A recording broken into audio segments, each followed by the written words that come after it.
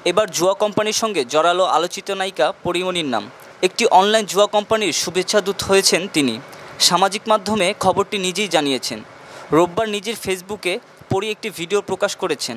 সেখানে দেখা গেছে হলে বসে সিনেমা দেখছেন পরীমনি। এমন সময় তার মোবাইলে জুয়া কোম্পানি থেকে 10,000 টাকা জেতার মেসেজ আসে।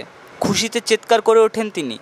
ফ্ল্যাশব্যাকে দেখা যায় বাংলাদেশ ভারত ম্যাচে রোহিত শর্মার আউটে আনন্দ করছেন পরীমনি।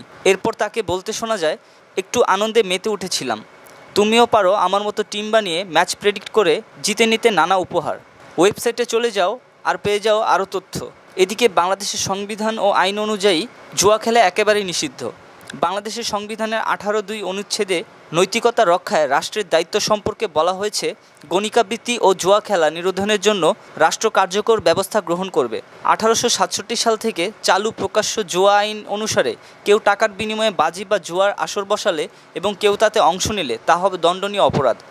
সুতরাং প্রচলিত আইন অনুসারে সব ধরনের জুয়া বাংলাদেশে সম্পূর্ণরূপে নিষিদ্ধ।